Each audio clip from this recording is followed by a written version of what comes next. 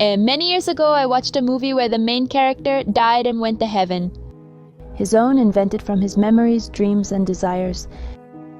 It was a little house on the hill with miles and miles of fresh green spring grass, with flowers of every kind and color. Today, she met a couple who live in their own heaven, but while alive. They are surrounded by frailejones in the highlands of Trujillo. Their little house, shaped by hand, brings to life what Juan dreamed of for many years. A farmer who has insisted on living far from social structures and paradigms. Since he was young, he knew his future was far from the city and close to the mountains. This is a very special video. Make yourself comfortable and enjoy the beauties that Riesito has to offer.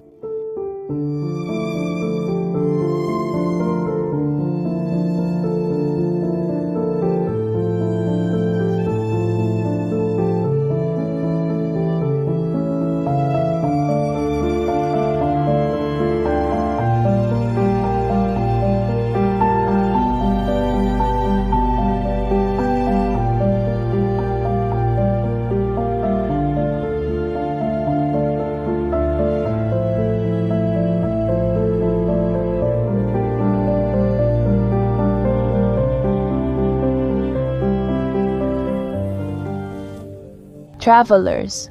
Right now we are in the Trujillo moorland, in a place that looks like it came out of a fairy tale. This isn't the first video we've made about Los Santos and Los Sabios. If you haven't seen the first one, you can go watch it after this one. I guarantee that what we'll experience today will be absolutely beautiful. This place looks very promising. Look, I would say this is a hidden gem. I mean, the best kept secret of Trujillo State. When we post on our Instagram stories, what do people recommend us to do in Trujillo? Aaron, the son of Mr. Juan, who owns this little farm, wrote to us. This little farm, I don't even know what you could call all the beauty that surrounds us. And where 28 years ago, this man set foot here for the first time and named it El Riesito. So if you're wondering what the name of the paramo is, when we asked him, he told us El Riesito because it simply didn't have a name. And of course, it's because there's a river that borders the whole place, along with cows and horses. No. Even though you call it a little farm or a small ranch, it has 400 hectares, so it's huge. Everything you see belongs to him, but the most beautiful thing is that nothing is fenced in. The animals are completely free. And he says that even though he owns this land, it should be protected, and it's a heritage for Venezuela. We are surrounded by paramo and there are frailejones everywhere. It's absolutely beautiful, and without a doubt, nothing we record does it justice. Nothing we show does this place justice. To witness the beauty firsthand, you must visit. That's all I can say for now. We're gonna show you everything we can, from this gentleman's work to the facilities he has. How we spend the day here, you'll decide, so watch until the end of this video. And if you haven't subscribed yet, this is a very good opportunity to do it. And also stay watching, because what's coming is peace, serenity, and absolute relaxation. For those who don't know us, I'm Valeriza. And I'm Emmanuel Vieira. And together we are Dos Locos de Viaje.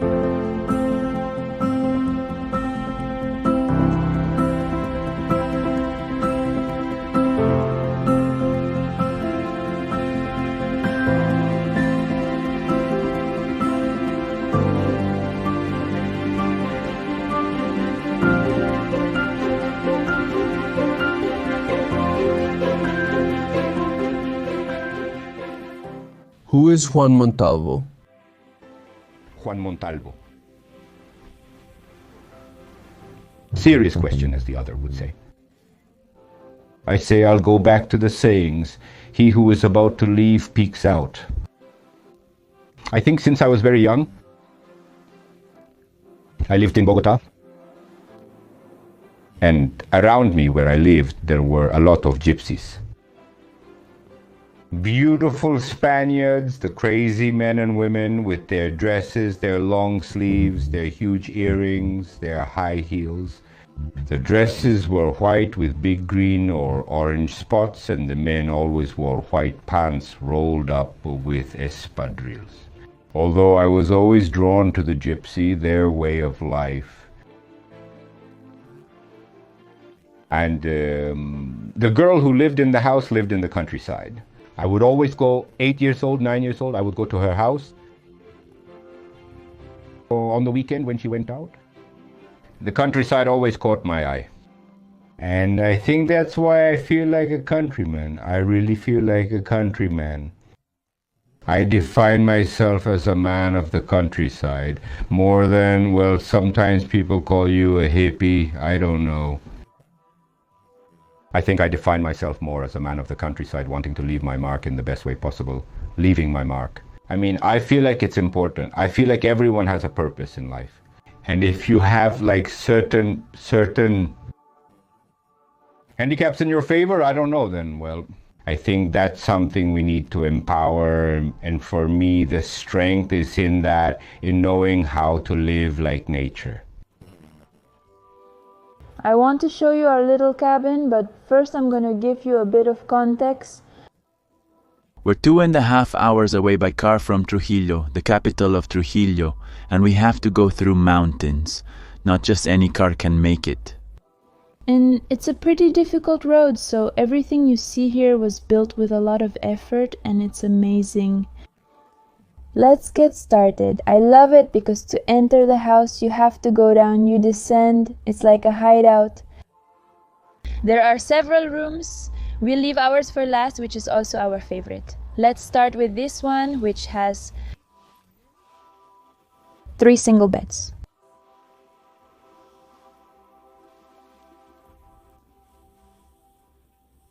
Here we have the sink. It was all hand molded. These little details, like the bottle on the wall, the little windows. What beautiful windows. What a view. Well, it got a little burnt there. Over here we have the shower, and even though we're up here in the mountains and the place looks super bohemian, they have a huge toilet, okay? They're really good. And hot water. And hot water and more little windows. Okay, let's go to the next room. Well, here there is something like I don't know what you would call that. Like a small bedroom, I don't know. Yeah, it looks like an attic, but it's not an attic. Exactly. And there are also 2 little beds there, single beds.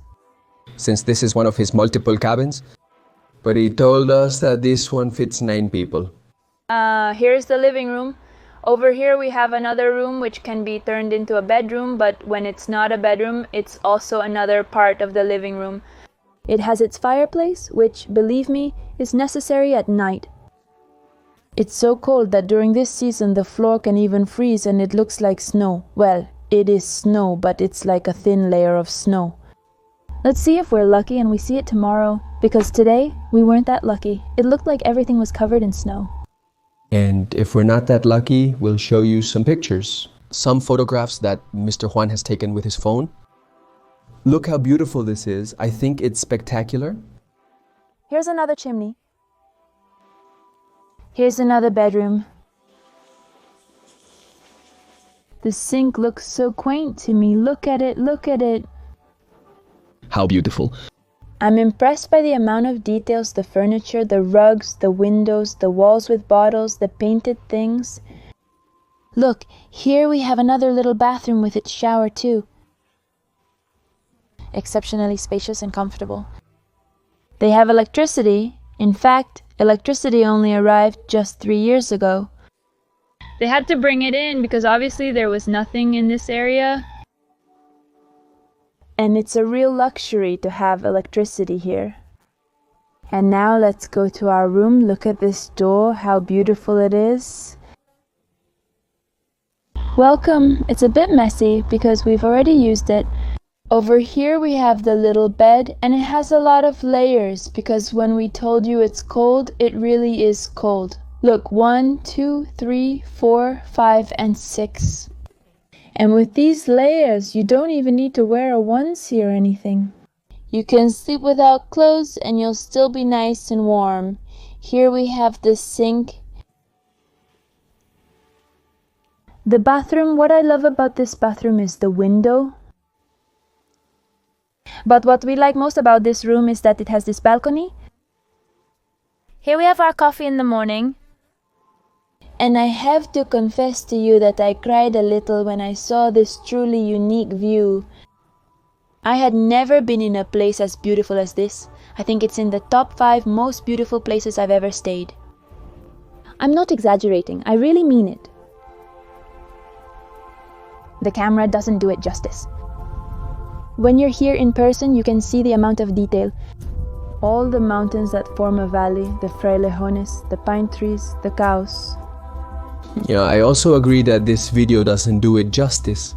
In fact, I think that none of the mountains in Venezuela can express the beauty of the place in a photograph. Also how you feel.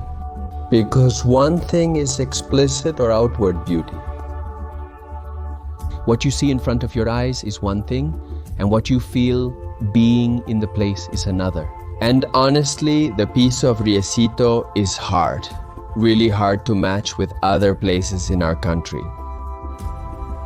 How beautiful Venezuela is. Honestly, we are so lucky to have these landscapes. Someday, gentlemen. When and how does your story in Venezuela begin? Well, I arrived with my mom and my siblings. I was 15 years old when I got here. 15 years old, I came from Bogota, from a comfortable family, living, my mama, well, for reasons maybe related to my dad. After her divorce, she wanted to leave and get away from my father for some time. So she said, let's go to the United States. My great aunt, who raised my mom, because my mom was born in the countryside, took her daughters away from the countryside and brought them to Bogota. My great aunt suggested going to Venezuela, the land of Bolivar, where we share the same language. That's how I arrived in Venezuela. I went with my family. I finished high school, graduated from high school, and then I wanted to go to university. I started, and well, that's when I began to get to know the Venezuelan countryside, like I told you, the Gran Sabana, and that's where I went. Which part of the Gran Sabana were you in? And how long were you there? Tell us a little bit about that story. Well, I went to El Pauji because of some friends. I went out with a girl, a companion, and we went to visit El Pauji. And I think there was a place called Canabelin. Cabanalen, well, that's where we stayed. And well, we spent about a year and a bit filming in those lands, filming everything in that part of the Gran Sabana. I didn't return to Caracas. When I did go back, it was to visit Merida. I arrived. I met other people from Merida who were in communities trying to live a rural life, and that's how I ended up in Merida. That's where my journey around Venezuela began. I've traveled a bit around the country.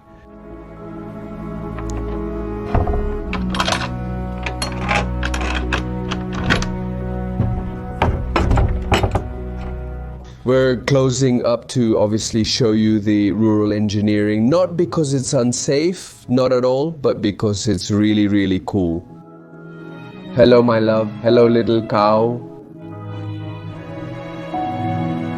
When did you first arrive at the Riecito Moor? I understand that you were the one who gave it that name. Okay, we came with Gabriela, the mother of my kids. We lived in El Poquito in Bocono on a mountain. We got there after coming from the Tobar colony in Petaquiri. I always used to say that when you start a family, you kind of have a duty to raise, to protect, to help grow, and to be there for them. But there comes a time when I think children leave for one reason or another, because they finished high school, they go off to college. And I always said that I had to start finding myself again.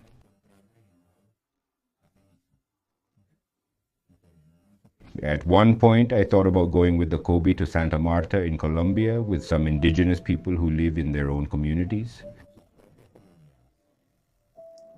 Just then, a friend arrives and says, I already knew Riesito, living in Bocono. I had already climbed up here. This is that farm well. There was nothing, but there were trout, and that's when I started going up. We used to bring visitors, I'm not sure. And when I want to go to Colombia, Jose comes and tells me, well, let's buy the little place then. And I said, yeah, okay, but where am I going to stay then? I arrive at the little stream with all the water I need for life, and that's what really captivated me coming to this spot. That was... I think we've been here at the little stream for about 12 years now. 12 years. And how did the idea of building the first little house and then the second one come about? And tell us a little bit about everything that... He was involved in the construction. Exactly. Okay, of course, I already came from Potito, from a farm. We arrived there 28 years ago and started building our house. People would come up to see what we were doing. So, well, they would kind of just stand there like... People would be like, well, what are these crazy folks doing? They're building a nice house? Who knows? I had long hair. Gabriel had long hair. So, well, these crazy people, what are they doing? People would come up for coffee, tea, and similar refreshments. Gabriela's sister once suggested to open a restaurant since Gabriela cooks really well. We started with the house, the restaurant, then we started with the big house, then the laundry room, then the other little house to live in for a while. When I finally moved here for good, then the workshop, I mean, you start and start and start like, well, you need a workshop, you need, well, and now I'm here. This is the little house, my little house finally after 12 years, but I have a little house. And what do you have here on your farm? What can we find? Well, on the farm, we have, well, the trout farming that always existed was abandoned at some point. I mean, when we bought this farm, the trout farming was already gone. We started building, like I told you, and at the same time we brought some fry from Santo Domingo to start the whole process with the trout all over again. The prox and the fry, which are the tiny little fish. So we started with the little cow or with the sheep after one cow. Well, now we have 11 cows and we started with sheep. They keep reproducing, the pigs, the chickens. We have the blackberry plant to produce blackberries. I think that's the idea. The idea is to have a farm so you don't depend so much on the towns. If you live in the mountains, you have to harvest what you eat. And I think that's the idea we have with Arcadia, I mean, to make the farm that we eat. And if people come, well, we have piglets, we have sheep, we have trout, we have food. And how often do you go down to the town?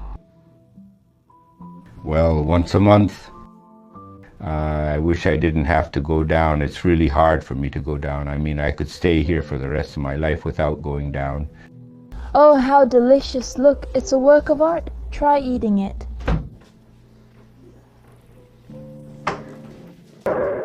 We have papaya with passion fruit pulp, strawberries, and a little flower for decoration. And also here a little jar of honey. Oh, that's delicious. You know when honey is really good because it's thick.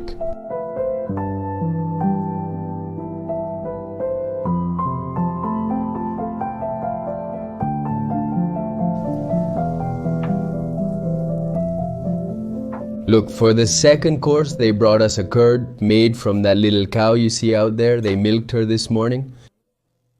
They boiled the milk with a little bit of rennet. And this work of art came out. It's not the second course, but a side dish for it. Ah, okay.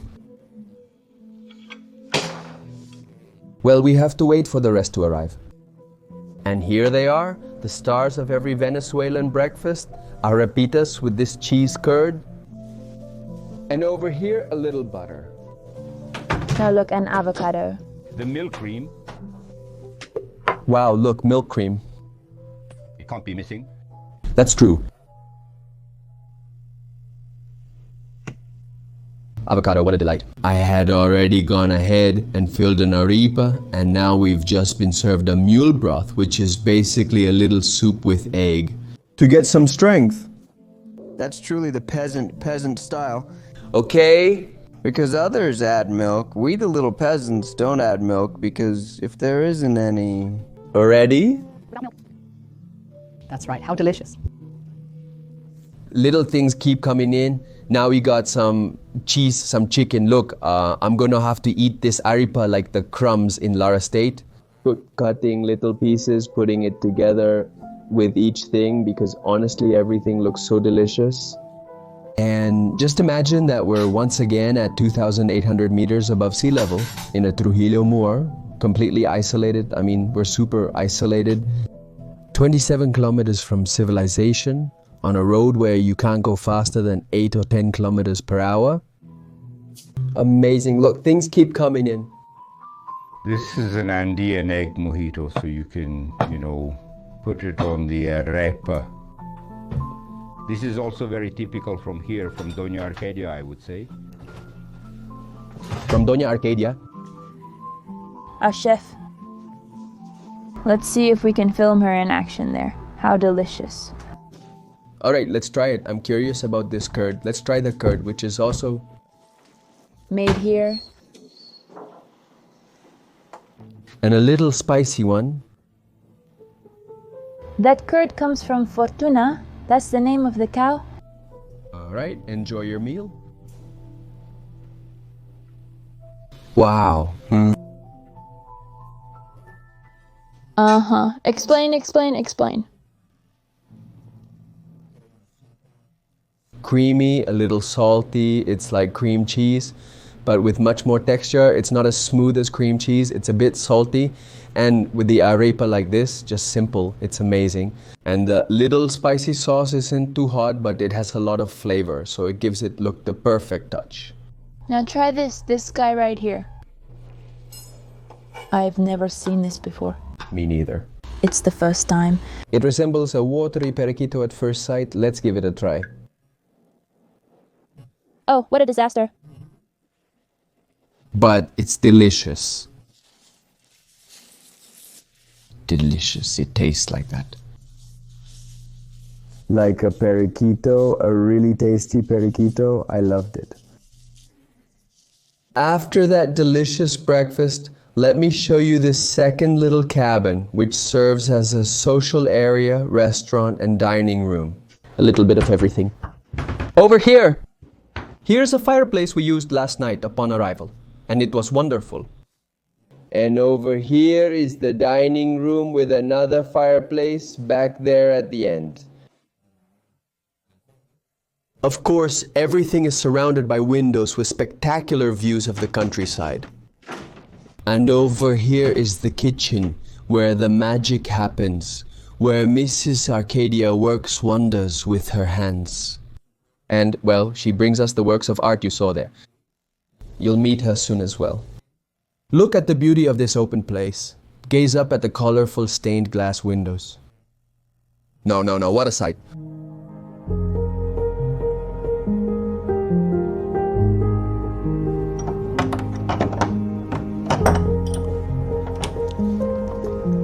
But the best part is the little terrace it has over here. Look at these little couches. Hammocks, and over here a space to contemplate.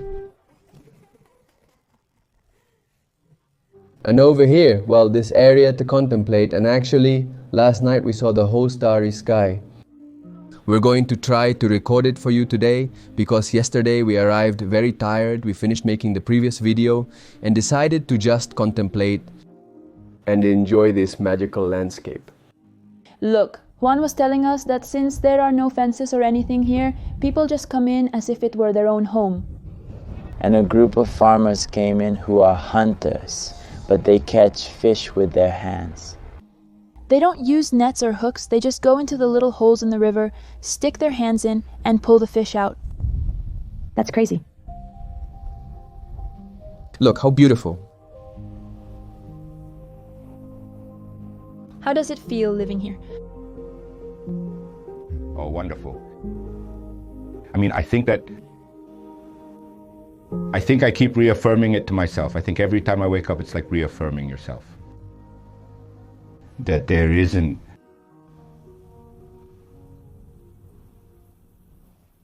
I don't know. There's no doubt. There's nothing. It's like a life of constantly doing something. I mean, of producing what I always say is like magic.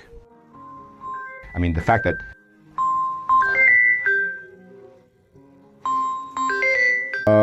look, I even have a phone, but it won't turn off.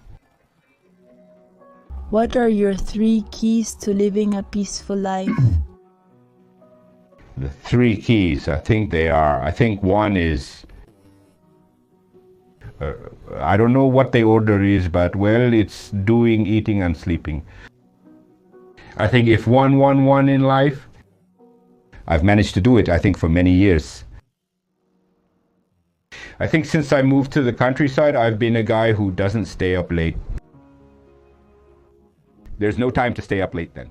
And, well, I mean, you end up tired, you want to go to bed, you want to get up and have a good meal, and, well, and constantly doing things. I mean, there's always something to do, even if it's just a little bit like placing some stones or fertilizing a plant. I mean, there's always something to do. And I think that's how life is. That's what's essential. The rest, I always say, is just an expression too. It's like barely hanging on for this reality, for my reality. I mean, I understand that the world has 10,000 stories, but for me, those are the 3 important things in life. We were able to talk with some of the farmers who come from Cabimbu, a highland area in Trujillo that's 3,200 meters above sea level. And they got here by motorcycle through completely rural roads in 2 hours from their little farm to this one. And let's see if we can record them while they try to catch the trout. This really is artisanal fishing, but spectacular. I mean, how much skill do you need to be able to catch a little fish with your hand?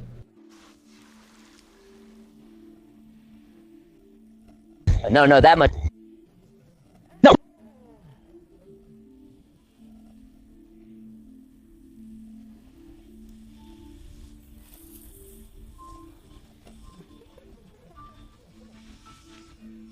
What's your name, my friend? Edison, you'll eat the most because you got the most. How old are you, Joan?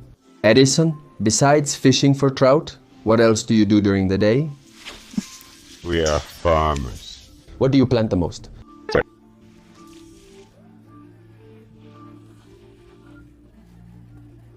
Over here we can see the cows. Over there are some sheep. This morning we saw horses.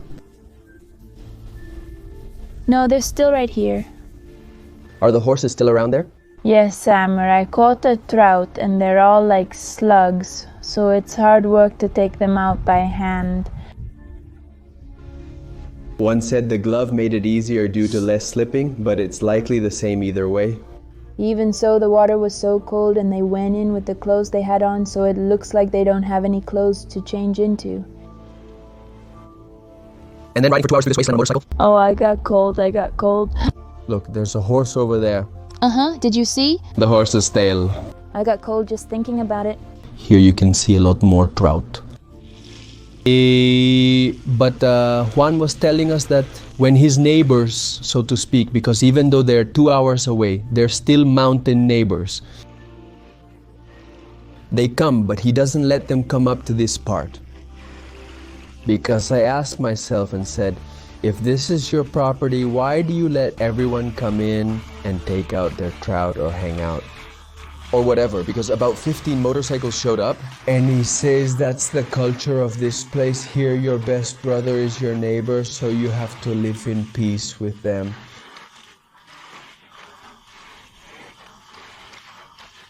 And in the end, nature in these places belongs to everyone. So he just asked them not to take these that are reproducing.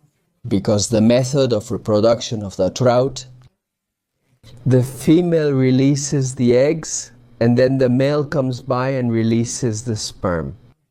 And that's how the little eggs hatch. And it's a very, very delicate process that, of course, if humans start interfering, they could interrupt it. But it's not just here, also in the river that runs right next to this. I mean, in both places, they shouldn't have access. How beautiful, really? Everything is just so picturesque. Look, Mr. Nelson was telling us that you have to do an artisanal spawning. Can you explain a little bit about how you know when the trout are ready to spawn and how it's done? Well, I automatically look at the female. Usually, I already have her selected separately. The female goes to her own spot, and that's when she gives me the signal to start. When she's a bit swollen and the lateral line that runs down the center gets a little more colorful, then she's ready. I grab her and do the stripping on a plate, a very clean container, and we put the eggs, the roe in there. Then I take the male, dry him off, and that's when I add the semen.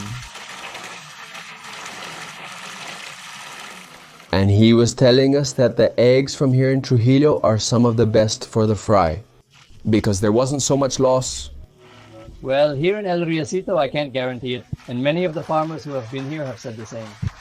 The best fingerlings come from here.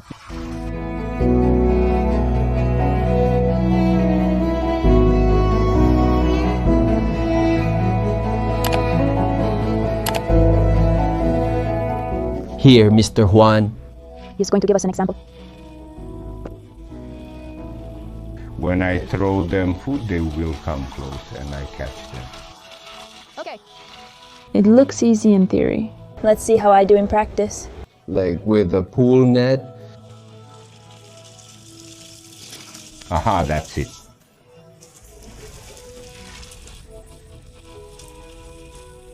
Here we have two. But he doesn't put them back in anymore, right?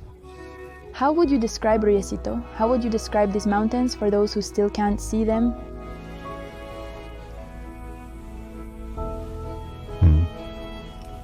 How would I describe Riesito?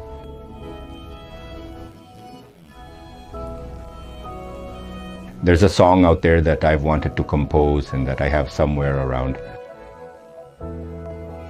It says that in the mountains, among the forest, the rivers, the home, and the fire. I think Riesito is a place where there are many forests. There's the river. It's a healing place.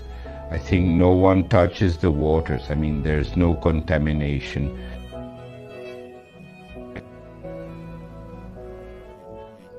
It's unusual. Living at almost 3,000 meters above sea level, where there are frailejones, where there's grass, where there are gigantic forests, cloud forests. And I think that's what's interesting about Riesito. That's what it offers you. I mean, there's everything to do to work on. There are stones, firewood, and timber available for work and organic farming. But I do think it's a very fragile place. Super fragile. There are a lot of wetlands. I mean, this is a place to take care of. And I think it's a place that brings a lot of peace to the spirit. That's what it's given me, peace to the spirit. But in the forest, you sense the energy. I mean, here in Merida, in many places they call them, well, gnomes or elves. Here we call them momoi, momoi. He guards the waters and forests. They are beings that I feel really do exist. I mean, when you really go into the forest, you feel an energy.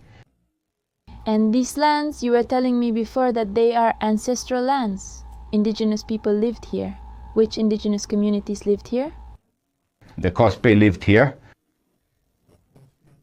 The Cospe and the Timotes, who originate from this whole Andean mountain range we have. In fact, when in the surrounding communities, all their features are very indigenous, right? What do we have there? Here we have what? I know them as pukas, which are made of bone. And they say they were formed in the currents of rivers or the sea, in the sand. I mean, they made little holes, like they made holes and put them on some threads and placed them where the current flows. So with each coming and going of the current, it starts shaping it round. That's right, they're stones. They must be, this must be very old, very old. And what do we have over there? And over here we have pectorals. These are the pectorals that, I don't know, well, Valdemar, who's here, I don't know. Well, I'm not a researcher or anything like that, but I know it's between the eagle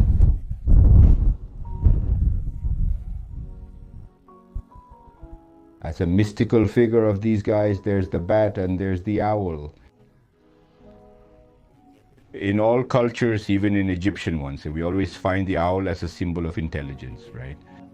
And the bat has also been a very prominent symbol. And we, in these South American cultures or whatever, the eagle is an animal of great wingspan, of strength. I mean, just imagine the thousands of years a piece could have, or 1,000, or we know at least more than 500 years. We know that, it's certain. And this was used because the indigenous people would place it on their chest to show hierarchy. According to the size of the hierarchy. Chest ornament. This stone is called a serena. It can be transparent. I mean, this one might be a little bit, but still, it does have some transparency. Tomorrow, tell Gabriela to show you the one she has made, and you'll see the transparency. And this is a figure, well, I just imagine that figure. We are here inhabited by the Cospi.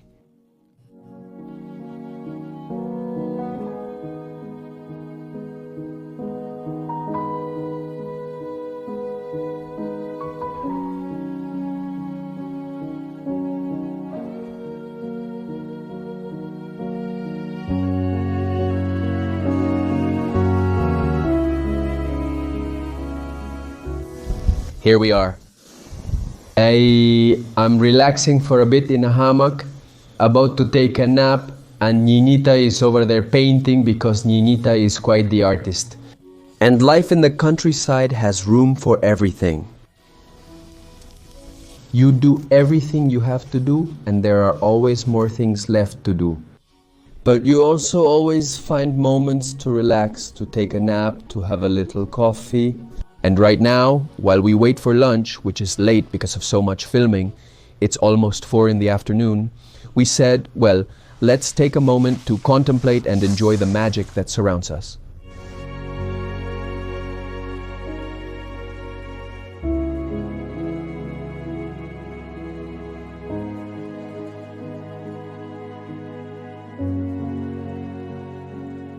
I want to introduce you to Mrs. Arcadia, the person responsible for all those delicious meals we've tasted. How are you doing? Fine, thank you. When did you arrive at the farm, Doña Arcadia? Oh, About 10 years ago? Well, I came helping Juan. For a while, or for a few days. Okay. I was going to leave after 3 or 4 days, and so on. And that's how I ended up staying. Yes, well, I used to work first. I worked in Bocano at a cold coconut water stand. Okay. Uh-huh. And well, I quit that job and came here. And how is it? How's life here, the farm? How would you describe it? Well, for me, honestly, it's wonderful. Bocano is such a fantastic place that after spending just 3 or 4 days there, I already miss it. And my daughter says to me, "Mom, but why?" I told her I can't stand the heat anymore and need to be there, with all its magical qualities. Besides Juan, of course. That's just too beautiful, being here and everything, and having Juan as a companion, well, that's wonderful too. And what is Doña Arcadia cooking for us today? I wanted to surprise you, but this is pork in tree tomato sauce.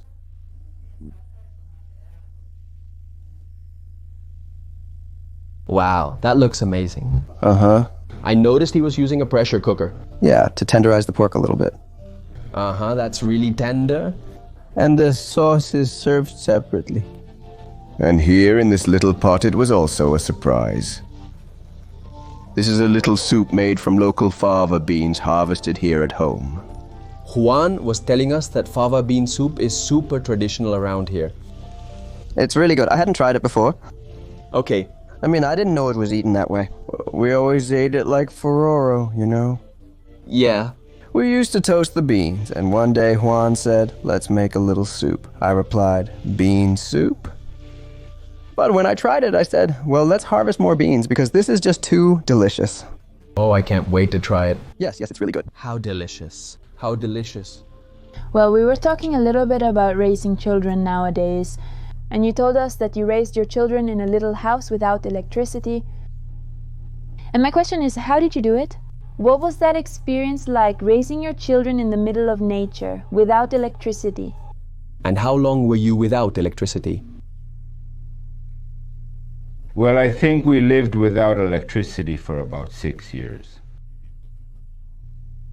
The kids, well, we lived on a farm. It was all by lantern light. We were in that whole thing, you know, the wood stove. Well, the kids went to Fe Alegria in Merida, to a school that was about 40 minutes away from the mountain. But I feel like it was kind of like, well, there came a time when they would come back from school, you know, and, well, the television and everything. So for us, well, there was no electricity, but, well, there was the farm. There were the games on the farm. Oh, I never told them, look, we're going to work. We're going to break our backs. I told them your priority is to study, and that's how we were in Merida. Then we arrived at another farm in Perequire. But it was always far away. The schools were always far away, sometimes requiring up to an hour or slightly more of travel time. But I feel that my boys, at a certain point around 12 years old, would question that whole story about living isolated, you know. The fact of taking them down at 7 in the morning, bringing them back up at 1 in the afternoon, that's it. And their classmates. I picture myself as a 12-year-old in a town square, as it typically was in the towns and mountains, you know. So yes, they confronted him. The kids expressed their appreciation for it these days, saying it themselves. The lesson of living without electricity was wonderful. Because then we grew up together, which is one of the things I've always said. Not just me, because as their father and mother, we are already made. This is about growing as a family. We all have to sit at the table, grow together, with the interaction, with all the issues that can happen in a family. But we're going to grow. We are growing. So I also thank God that this happened to me, that I was able to raise my children without too much nonsense. Well, actually, we were just talking about how nowadays the easiest solution when a child cries is to give them the phone, give them the iPad, and let them entertain themselves with technology. But at the same time, we're taking away their chance to go out and invent a game, to connect with other kids, to get bored, to just be bored. Well, that word you just said, boredom. And I feel like we're giving... they get bored if they don't have their phone. Now I'm thinking about the young minds that are being shaped. What are we shaping? We're shaping a very neurotic generation, one that's all about instant gratification.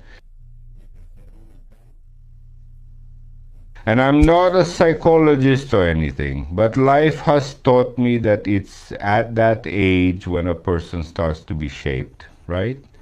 They're like a sponge. So I feel like if not, there are already countries that are suspending a number of things. Phones, or they prohibit giving these kinds of phones to anyone under 18 years old.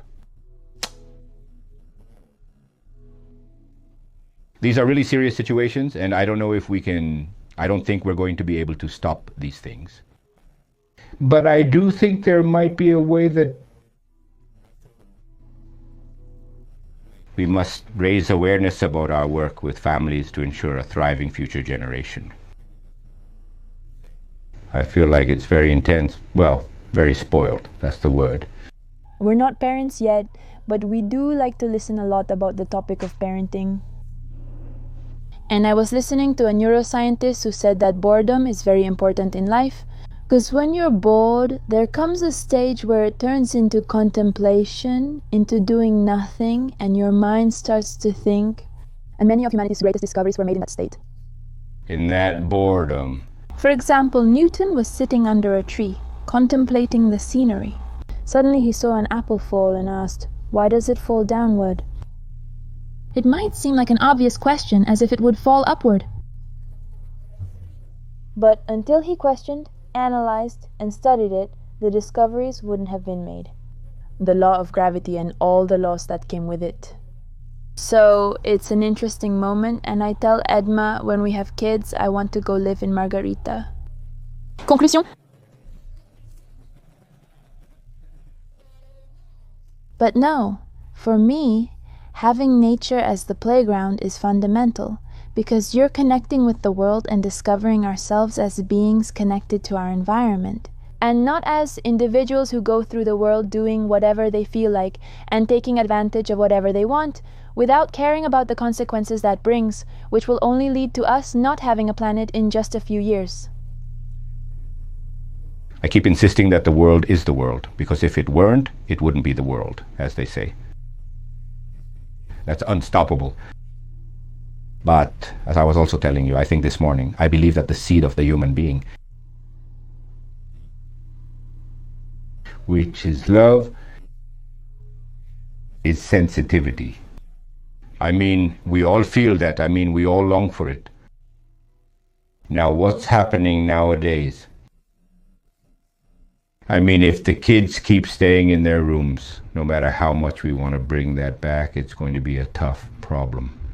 I mean, how do you change a person's mindset? I mean, if they're used to turning on the screen, to distracting themselves with 1,000 things, and the sensitivity and the affection and the touch, you know what I mean? So it's just buttons and everything has something to it. Are you plugged in? So then, I mean, let's just assume it. I mean, we're going to need a plug for life. And that's terrible for me, the way the world is going. And every time I tell Arcadia that I go down to the town and I see the youth, I see the children. I mean, it breaks my heart, you know? I mean, where are we headed? But I see you all, including my children and grandchildren, who are being raised in the countryside in one way or another. The other one is at a beach. I mean, I say, yes, there is hope. I mean, I don't lose faith that there are more of us in the world who want something good than those who don't care about anything. We're with you, 100%. Here we have another one of the little animals from this farm. Domino, a spoiled little kitten who can be a bit sneaky. You have to be careful with him because he likes to be petted and he's calm, but suddenly out of nowhere he'll bite you. And as an example, I'm not going to press the button, but yesterday I was petting him calmly, and even though he didn't bite me hard, he's beautiful, really beautiful and super handsome. And he climbs on you and you put your hand up like to protect your face, and then he puts his little head so you can pet his head. How beautiful. We still have to introduce you to Thor, who is a... He's right behind, I think. Let's go look for Thor then. Hi, Thor. This one really is super gentle. He intimidates, you know. Yes, he intimidates, but he's only 7. We were told that he had some little problems with his legs because he limps a little. But he's a beauty.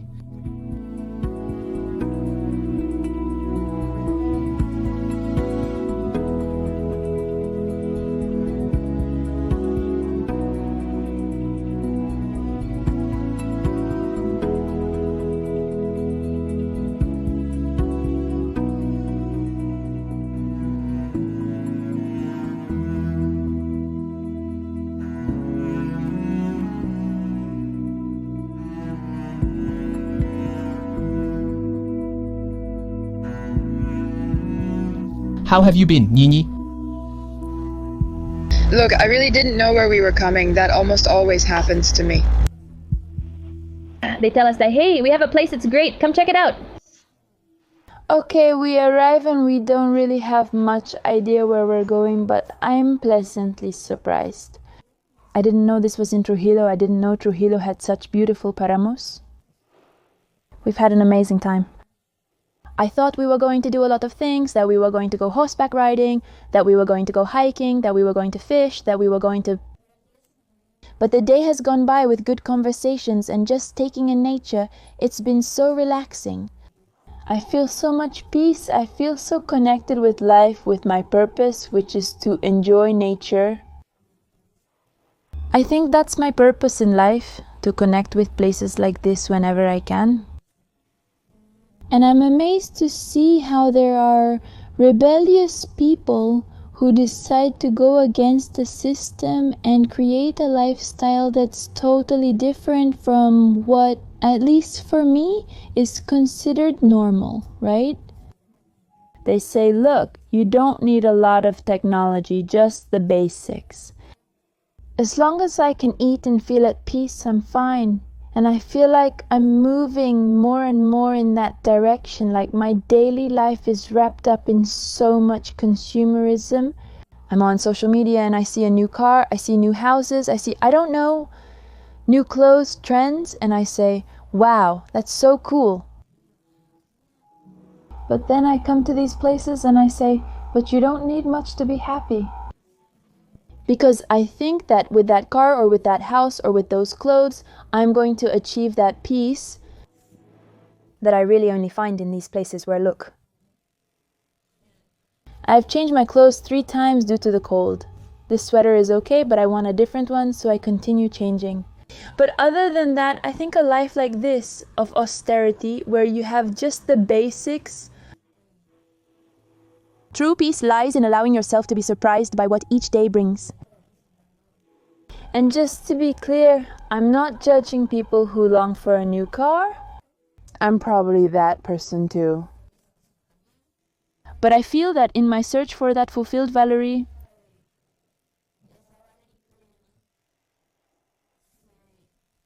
I see myself more on this side than on this side. I think I'm already going down. I mean, Nini is a real poet, you know? Wait, hold on. I'm here like I'm going to clarify certain things. I have a car, my first car that I bought myself, a very old car. And even though I say, oh, I would love to have a truck because, yeah, who wouldn't? It's not really one of my main priorities. For me, one of my priorities has always been to seek happiness and not happiness because... Like not the pursuit of momentary pleasures, but a life that makes me feel fulfilled, that makes me feel useful.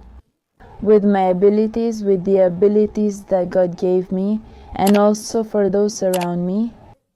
That I have a gift I can share. That is very important to me, but I've also gotten caught up in the consumerism of wanting more and more and more. Suddenly, I notice a little gold chain, a purse, and other items catching my eye.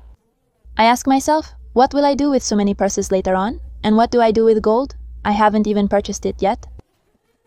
What do I do with so many accessories? What do I do with so many things? That's pleasure, that's happiness. That's what I'm getting at.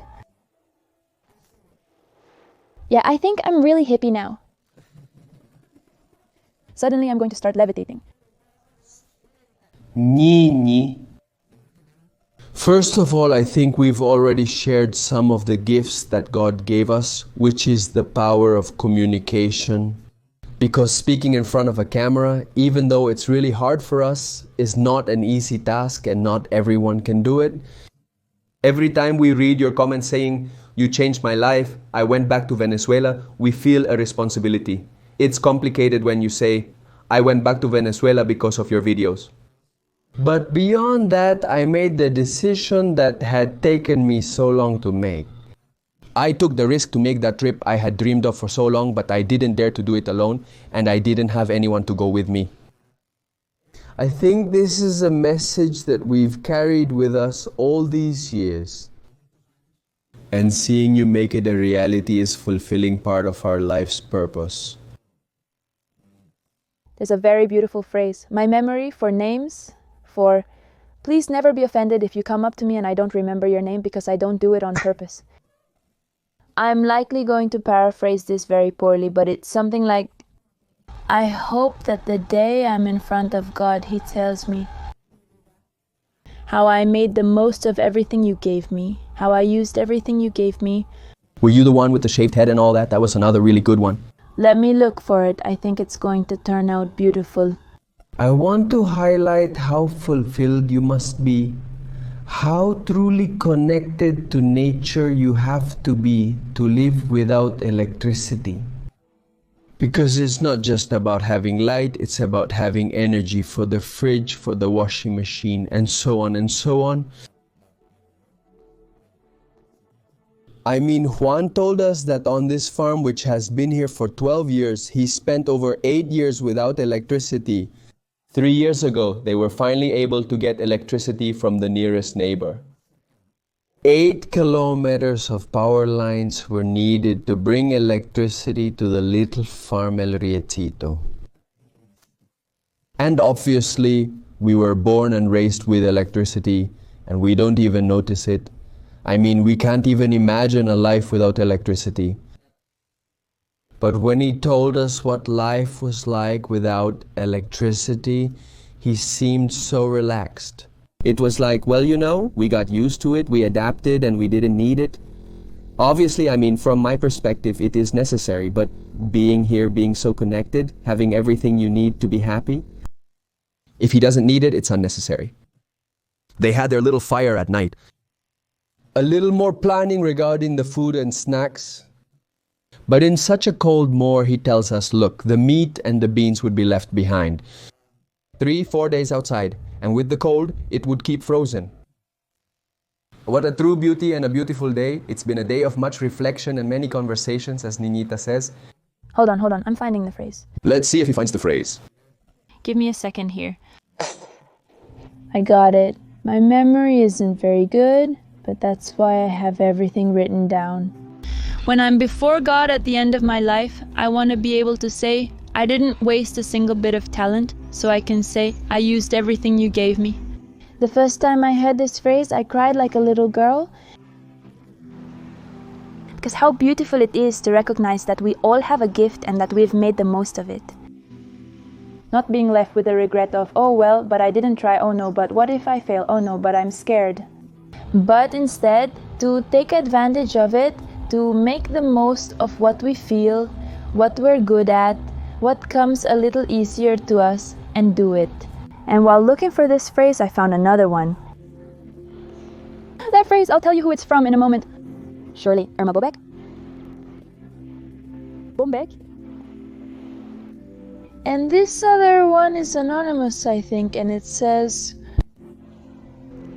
we live in such a hurry searching for a better future that we end up forgetting everything we've achieved so far. If we look closely, we live surrounded by so many answered prayers and we don't even realize it. I hope we always know how to dream without forgetting to appreciate what God has already granted us or already given us. And God can be whatever you want Him to be. This isn't just about a single religion. But when we realize that we've achieved so many things, yet we're always asking for more. When we reflect and appreciate all that we have been granted in life. We live in gratitude and not in the constant waiting for something more. It's more about being present than focusing on what we're missing from the future. I want to highlight something that Juan told us when we didn't have the camera on. And for me, it was something very powerful because he said, how beautiful it is to live in the present, but not the present as in a time, past, present, future, but to see your day as a present. In other words, a gift from God. So, when you start living from a place of gratitude for the present, you're not so worried about what will happen tomorrow. About why you did what you did yesterday. From a place of regret, from the anxiety of, will I achieve my goals by the end of the month? I mean, I feel that everything in life has to be a balance. We can't just be, some hippies who forget about absolutely everything, work, family, and all that, and go live in the countryside. Or, well, if you're like Juan, then yes. I mean, yes, letting go of all the obligations that life involves. But he used to say, waking up is a gift. I mean, waking up, and that's totally true. So now you know. Live in the present as a gift, not just as a time. And well, yes, these places make us really intense. It's the ideal spot for reflection, to understand a lot of things. And maybe you're in your bed and what's wrong with these guys? But I invite you to look for these connections which are very powerful and align you with your path. The one you have decided to choose, the one you have decided to walk. Please, look over there. Look at that beauty, how the sky is being painted, and in the distance you can see the Teta de Niquitao. Well, that's the popular name, but its indigenous name is El Pico Musi. It's the highest point in Trujillo State, at 4,006 meters above sea level. It's like a little pica that you can see way back there in the distance. It looks like a breast. It looks like a little nipple, yeah. If someone watching this video wants to come, how can they do it? Well, now you know. My children now call me a technologist of the countryside. Something like that. They said, well, I think we already have a phone. I mean, we can use the phone. I think my son has, or one of them has something about Riesito on Instagram. Well, and here we are open. I'm really open to people coming and getting to know this place. And I think it's a very, very, very healthy place. It's a place with good energy. And, well, I would love for people to come and get to know a way of life in the countryside. Welcome. I hope this is something really positive. I feel that, well, the energy is there. You have a place. It's a place to live and share. You have to show it and welcome. That's what I say to everyone. Welcome, welcome. Thank you, Juan. Thank you. Good morning, travelers. Today we have a clearer sky compared to yesterday's cloudy weather, allowing us to see both sides of El Riesito. Today is our last day in this place. There's still one more activity for us to do before we leave, but that won't be all. On our trip through Trujillo State, there are still a couple more adventures left, so keep watching. Subscribe if you haven't yet, as more content is on the way. Look at this beauty, how they pamper the tourists who come to visit them. The first plate of fruit, natural juice. Over here we have some coffee, how nice. This is just the first part of breakfast.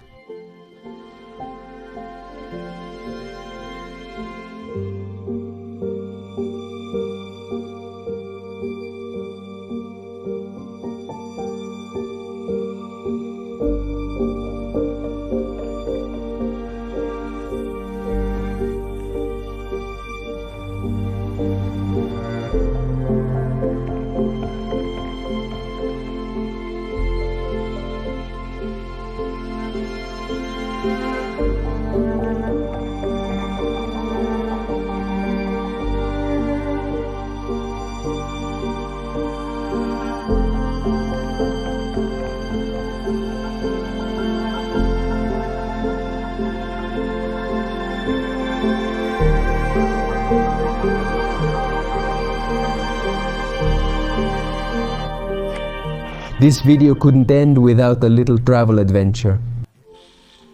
And we came to the river. It all started because I offered to dip our feet in the water. Let's dip our feet in the water for 5 minutes. It's really good to go through short periods of pain because your body kind of helps, or rather... It learns to regenerate. It learns to regulate itself. It feels the pain at first and warns you, pain, pain, pain, and you want to give up. But then it understands that you are calm, and it stops sending that intense pain throughout your whole body. Now we're going to do it with the whole body. A cryotherapy? No, it's not called cryotherapy. Yes, cryotherapy, of course. A cryotherapy? And what temperature will this water be at? I think it could be around 8 degrees. I can only say that I've lost feeling in my foot. Me neither. I don't even know what's on my foot anymore. Oh, that hurts. Okay, go ahead. Here we go. 1 minute running. No, honey, I can't do that. Come on. I can't, honey, I can't. Come on. I can take a quick dip. Come on. No, I can't. Get in, get in.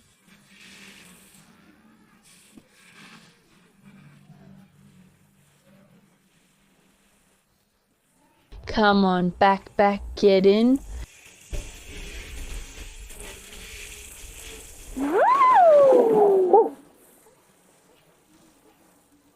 After that bath with very cold water, we went back to the trout breeding room to see how they spawn the female. They also extract the sperm from the male, and then they carry out the artificial reproduction process there. We're about to see how everything works.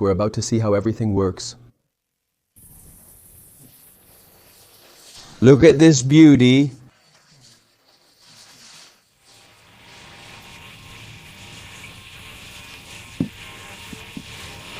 Whoa. What is that? What is that?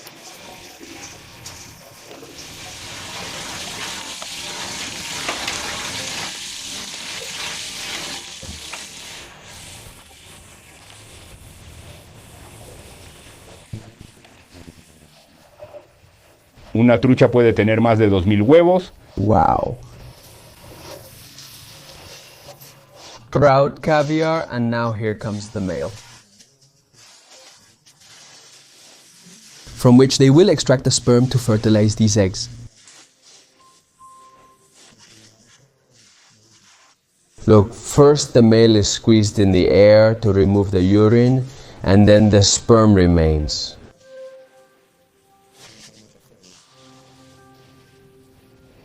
Wow.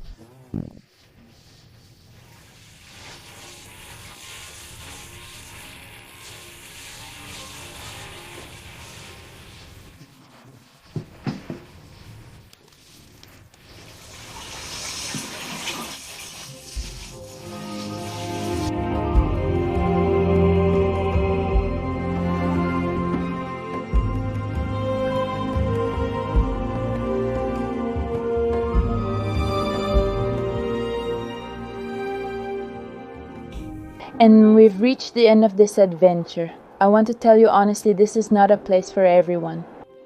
Yes, if you don't like nature, if you don't like disconnecting, if you don't like relaxing, don't come here.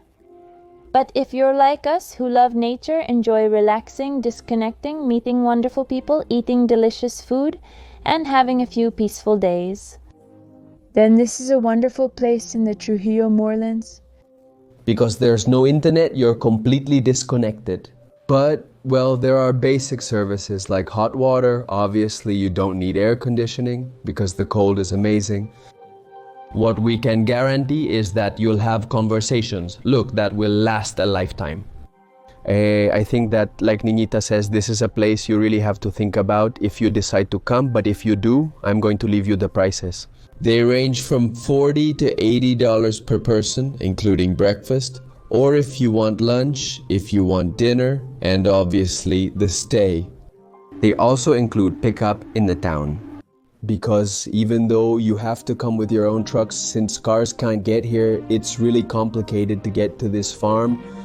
So they include the service of picking you up, either in Bocono or, in our case, in San Jacinto, because we were on the other side and coming And honestly, these are unforgettable days. Will we come back? We'll definitely come back, 100%. We hope to talk again and have, many beautiful moments and stories with Juan and Arcadia, who are two wonderful people. And you all stay here on this channel, because more videos from Trujillo and from around the world are coming. If you haven't subscribed, do it now. See you in the next one.